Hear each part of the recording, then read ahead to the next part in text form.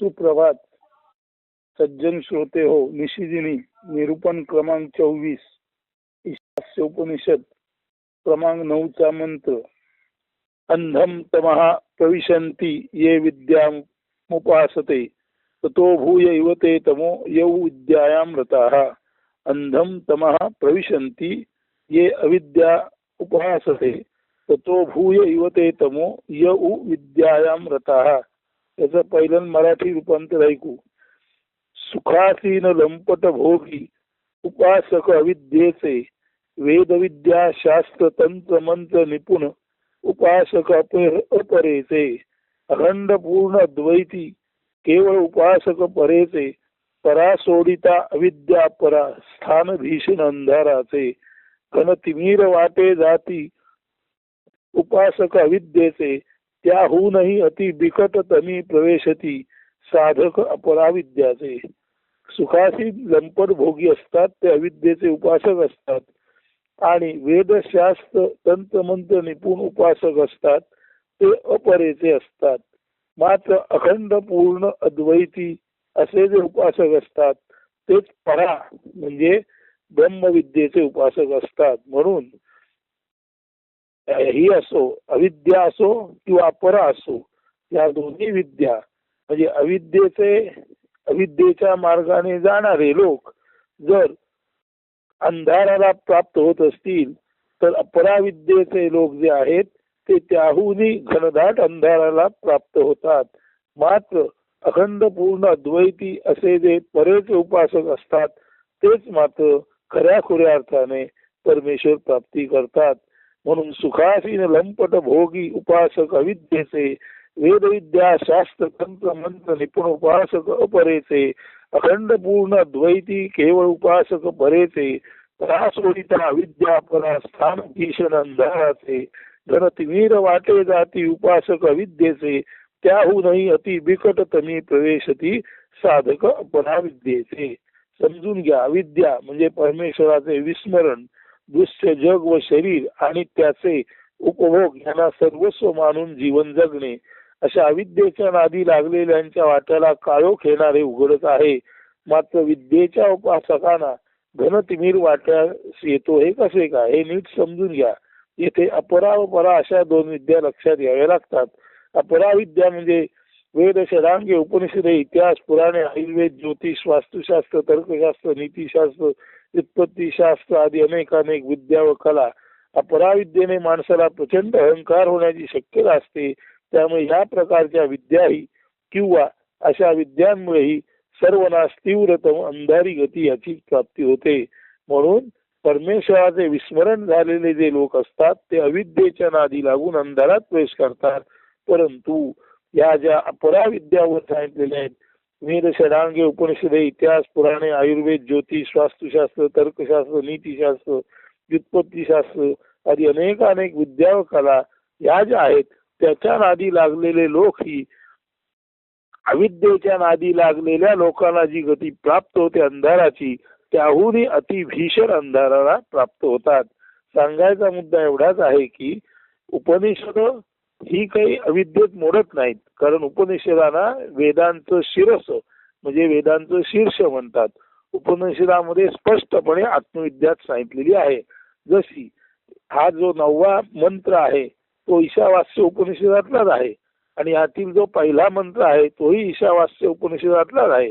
पहिल्या मंत्रात सांगितलेलं आहे मा गृध गिराळासारखं सर्व आपल्यासाठी खाऊ नका तक्तेन भुंजिता. प्रथम लोकांना द्या त्याग करा आणि मग भोग घ्या. आता हा काही उपदेश अपराविद्येचा नाही. हा उपनिषदेतला उपदेश म्हणून खरा आहे. परंतु ही जी उपनिषद आहेत हे जी वेदविद्या आहेत त्याचं जे पाठांतर करणारे लोक आहेत ते दैव कृपेने दिसायला चांगले उत्तम गोरे स्वतःला भूदेव म्हणून स्वतःला मिरवणारे असे अहंकारी हे जे पंडित असतात त्यांना इतरांना काही येत नाही ते आपल्याला येतं. म्हणून एवढी अहंकाराची प्राप्ती होते की त्या अहंकाराच्या नादी लागून खरं जे उपनिषदातलं तत्वज्ञान आहे जे मोक्ष विद्येचं तत्वज्ञान आहे त्याच्यावर ते आपली गुजराण करू पाहतात. जर संतांनी महंतांनी ऋषीमुनींनी उपनिषदकारांनी जी महावाक्य उत्स्फूर्तपणे लोकांना ज्यांना जी जाणवली ती लोकांना त्यांनी जर मुक्त हस्ताने मुक्त कंठाने विना अपेक्षा निरपेक्ष भावाने जर दिली असतील तर त्याच गोष्टीचा अभ्यास करून दैववशात जे चांगल्या कुलात घरात जन्माला आले, जे स्वतःलाच भूदेव म्हणवणारे म्हणजे या पृथ्वीवरचे आपणच देव आहोत असे समजणारे अहंकारी हे जे लोक आहेत ते दैववशात त्यांच्या वाट्याला आलेली उत्तम वाणी, स्मृती, पाठांतर शक्ती यामुळे त्यांनी हे जे काही सर्व पाठ केलं त्या पाठामधील एक पाठ ते विसरले की हे संपूर्ण नीतिशास्त्र आहे, हे जे संपूर्ण तत्वज्ञान आहे वेदातील ते केवळ आणि केवळ आत्मविद्येने प्रेरित झालेल्या लोकांनी कसं वागावं यासाठी आहे. तर आत्मविद्येने प्रेरित व्हा सांगणारे पंडित जेव्हा इतरांना त्यक्तेन भुंजिता म्हणतात, त्याग करून भोग भोगा म्हणतात, मा गृधवत गिधाडासारखं आपापलेपणा करू नका म्हणतात, तर ते मात्र स्वतः अगदी उलट वदतो व्याहात वर्तन करतात. स्वतः आपापलेपणे ते आत्मविद्या देऊन आपली पोटं भरतात, नव्हे दरबार भरवतात. असे जे आजचे कॉर्पोरेट संत आहेत ते संत नव्हेतच आहेत, ते एका महान देवाणघेवाणीच्या देवाणघेवाणीचं व्यापारशास्त्र अवलंबणारे आणि त्या व्यापारशास्त्रातच दुर्दैवाने आत्मविद्येचा उपदेश लोकांना देणारे आणि स्वतः मात्र गडगंज इस्टेट कमवणारे हे कॉर्पोरेट संत म्हणजे आजच्या काळातले कॉर्पोरेट जंत आहेत. अन्यथा ऋषी मुनी संत महंत ज्यांनी इतक्या अपार कष्टदशा भोगल्या आणि त्या कष्टदशा भोगून केवळ आणि केवळ तत्वमसीचा उद्घोष केला आणि त्याची प्राप्ती करून घेतली, त्या विराट पुरुषाची प्राप्ती करून घेतली आणि ती विराट पुरुषाची प्राप्ती कशी करून घ्यावी ही सांगणारी उपनिषद ही काही वस्तुता अपराविद्या सांगत नाहीत. ती खरोखर उपनिषदाचं तत्वज्ञान परातत्वज्ञानच आहे, पण तू परातत्वज्ञान लोकांना सांगणारे आणि आपण कोणते पाषाण असणारे हे जे आत्मविद्येच्या जीवावर पैसे कमवणारे लोक आहेत ते मात्र अहंकाराला बळी पडलेले आहेत. अन्यथा निसर्ग महाराज, कृष्णमूर्ती, स्वाभाविकपणे शंकर महाराज, तुकाराम, ज्ञानेश्वर यासारखी जी संपूर्ण रमण महर्षींसारखी जी संपूर्ण संत महंत ऋषितुल्य व्यक्तिमत्व आहेत त्यांनी कधी पैशाची आस धरली नाही, प्रसिद्धीची आस धरली नाही, सत्य बोलताना कुणाचा मुलाहिजा ठेवला नाही. असं असताना हे तत्वज्ञानाचं भांडवल करणारे जे लोक आहेत त्यांना जो अहंकार प्राप्त होतो तो केवळ आणि केवळ इतरांजवळ जे नाही ते आपल्याजवळ आहे म्हणून त्यांना अहंकार प्राप्त होतो. हा आत्मविद्येचा अहंकार नाही, तर आत्मविद्या आपल्याजवळ आहे आणि इतरांजवळ नाही या श्रेष्ठत्वाचा, हा आपल्या मीपणाचा किंवा आपण वेगळे आहोत अशा तऱ्हेचा त्यांना अहंकार निर्माण होतो. आणि अन्यथा आत्मविद्येचा सुकारू अशा या भारतामध्ये हीच आत्मविद्या आज कॉर्पोरेट संत पैसे घेऊन गडगंज मालमत्ता निर्माण करून सांगतात. हे वर्तन म्हणजे ज्याच्याजवळ भरपूर पाणी आहे त्याने दुष्काळाचा गैरफायदा घेऊन आपल्या जवळचा जलसुकाळ आहे तो जलरूपी सुकाळ विकावा आणि पाण्यावर पैसा कमवावा. तसा आत्मविद्येचा सुकाळू असलेल्या देशामध्ये जर तीच आत्मविद्या खंडोगंती पैसा कमवत असेल आणि अनेक इस्टेटी निर्माण करत असेल तर आत्मविद्येचा दोष नाही. हा दोष केवळ आणि केवळ आत्मविद्या सांगणारे, स्वतःला हम ब्रह्मास्मी म्हणवणारे सर्वसाधारण जीवापेक्षा सुद्धा अत्यंत नीच गती प्राप्त झालेले जीव आहेत असा त्याचा अर्थ आहे. म्हणून अपराविद्येने अहंकार निर्माण होतो, बरोबर आहे. त्यात जरी उपनिषदाचा उल्लेख असला तरी उपनिषदीय तत्वज्ञान हे केवळ आणि केवळ भूमा अतिविराट अशा ब्रह्माबद्दल असल्यामुळे उपनिषदामुळे अहंकार निर्माण होत नाही, तर ते ज्ञान, शब्दरूप ज्ञान, पाठांतर रूप ज्ञान आपल्या कंठात आहे, आपल्याजवळ मधुर वाणी आहे, देवकृपेने आपलं रूप चांगलं आहे आणि आपल्या मुखातून आलेली वाणी ऐकायला लोक उत्सुक आहेत. मग चला आता संधी झाला आणि पैसा कमवा. ही जी गोष्ट आहे ती जीवाच्या भोगदशेतून निर्माण झालेली गोष्ट आहे. तेव्हा निशिदिनी सांगणाऱ्याला आत्मज्ञान आहे का नाही हा प्रश्न तुम्ही ठरवा. पण तू एवढं निश्चित समजा, आत्मज्ञान प्रत्येकाला मिळू शकतं, कारण प्रत्येक जण आत्मा आहे. त्यामुळे आत्मज्ञान हा प्रत्येकाचा हक्क आहे आणि तो स्वतःमधून ते मिळवू शकतो. एक वेळ गुरु नाही मिळाला तरी सुद्धा जर आपला मी निवत अंत झाला आणि आपण खऱ्या अर्थाने मी रहित निवांत झालो तर आत्मज्ञान आपल्याला मिळू शकतं. काल परवा एकाने मला विचारलं, निवांत होणे म्हणजे काय? मी त्याला म्हटलं, ठीक आहे, निवांत या शब्द वापरून एखादं वाक्य सांग. तेव्हा तो मला, अहो मी अमक्या तमक्या ठिकाणी गेलो आणि निवांत झालो. म्हणजे आपण एखाद्या ठिकाणी गेलो आणि निवांत झालो याचा अर्थ त्या ठिकाणावर जाऊन आपला जो मी आहे तो नेहमी स्फुल्लिंगासारखा मी मी मी मी निखाऱ्यासारखा असतो.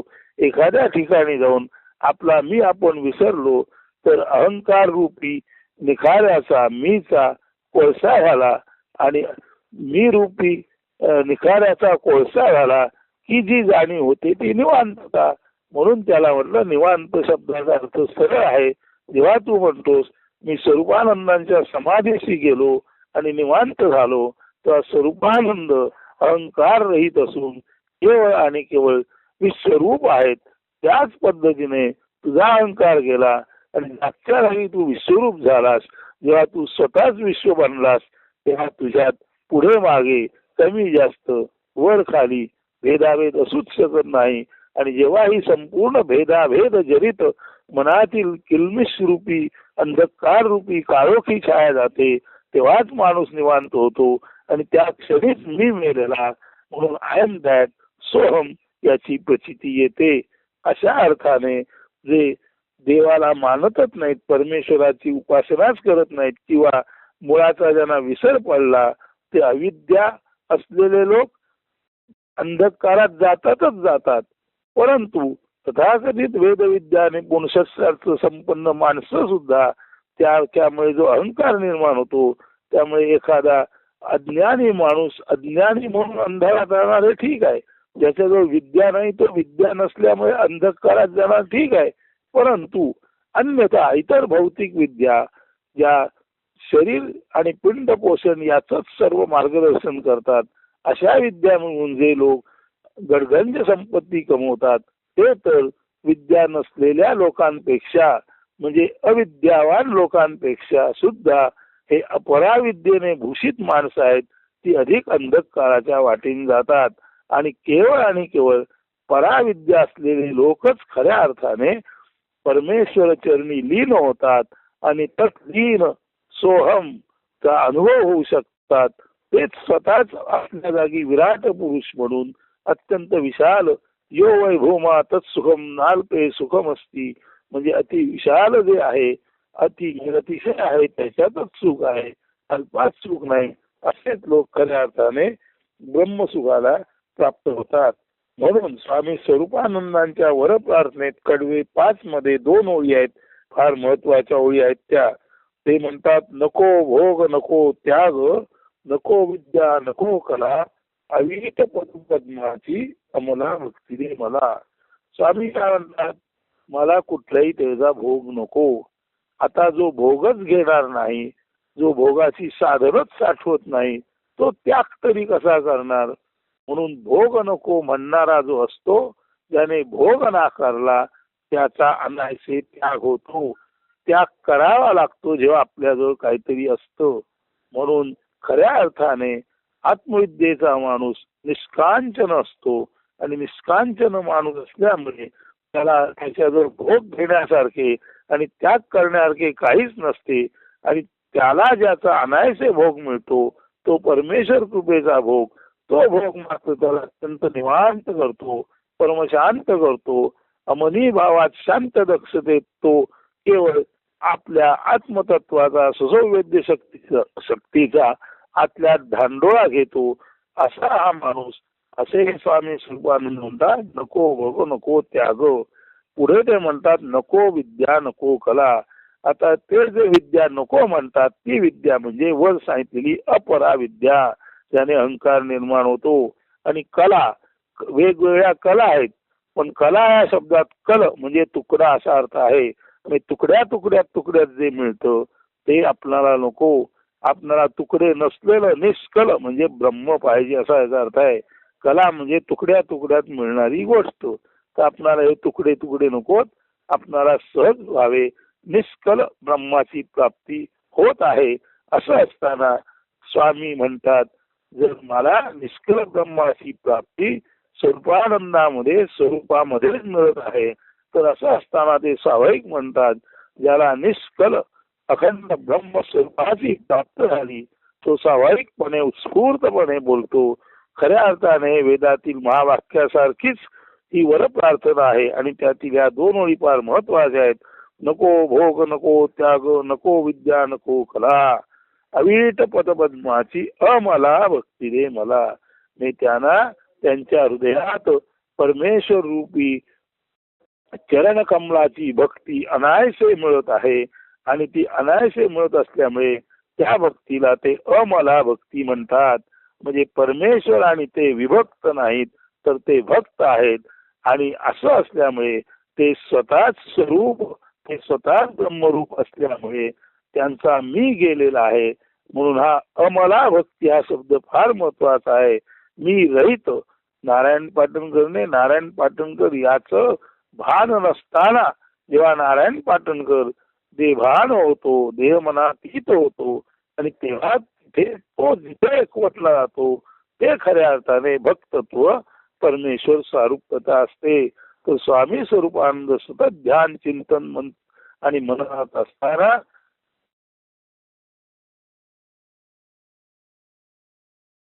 म्हणजे नाही मला, मी माझे नाही अशा आम्हाला मी रहित शांत आपल्या स्वरूपाशी एकत्व पावत, तेव्हा तीच खरी आम्हाला भक्ती आहे.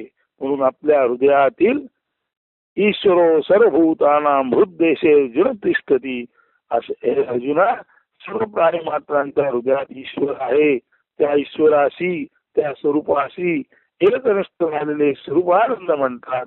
अवीत पदपद्माची, हे भगवंता तुझ्या कधीही ज्याची गोडी कमी होत नाही अशा तुझ्या पदरूपी कमळाची अमला मी रहित, मी माझे पण रहित अशी भक्ती मला दे.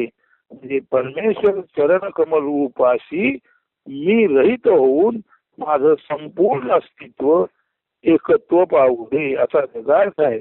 आणि असं ज्याचं होतं तो स्वाभाविकच भौतिक पातळीला नको भोग नको त्याग, मला कुठलाही भौतिक भोग नको. आणि जो भोगच घेत नाही त्याला त्यागाचाही प्रश्न नाही. भोगासाठी काही नाहीच तर त्याग तरी कसला करणार. इतकंच नव्हे तर मला विद्या नको, तंत्र मंत्र सिद्धी सारख्या अंती विनाशाला कारणीभूत होणाऱ्या अविद्या नकोत, म्हणजेच अपरा विद्या नको. आणि कला नको, तुकड्या तुकड्यात जी तंत्र कौशल्य मिळतात तेही नको. थोडक्यात म्हणजे तुकड्या तुकड्यातील कला नको. मला अखंड स्वरूप शोभा आणि त्या स्वरूप शोभेतील अवित पद पद्मरूपी भगवंताच्या चरणाशी लीन होण्याची, भक्त होण्याची अमला मी रहित भक्ती दे. आणि भोग नको, त्याग नको, अपरा विद्या तर नकोच नको. हे सर्व लक्षात घेऊन तुम्ही आम्ही सर्वांनी समजून घ्यायचे आहे की सज्जन हो, या ईश्वरी संसाराचे विश्वस्त रूप नेक पाईक म्हणून आपण पराविद्या आत्मसात करा व तिथेच भक्त असा. तर आजचं हे निरूपण पराविद्या म्हणजे काय आणि अविद्या आणि अपरा या अत्यंत घातक आहेत असं बोध देणाऱ्या या निरूपणाचं आजचं शीर्षक आहे. विश्वस्त रूप, विश्वस्त रूप माणसा तू नेक पाईक म्हणून परमेश्वराशी एक रूपस. आता नेक पाईक म्हणजे काय, ईश्वरी संसाराचा नेक पाईक, ईश्वरी संसाराचा प्रामाणिक विश्वस्त म्हणून तू पराविद्या आत्मसात कर. तेव्हा या निरूपणाचं शीर्षक आहे हे विश्वस्त माणसा नेक पाईक म्हणजे परमेश्वराचा एक अतिसज्जन नम्र सेवक म्हणून तू पराविद्या आत्मसात कर. तेव्हा हे विश्वस्त मानवा तू पराविद्या आत्मसात कर. हे विश्वस्त मानवा तू पराविद्या आत्मसात कर असतु चिंतनात राहा. धन्यवाद. सुदिन सुप्रभात.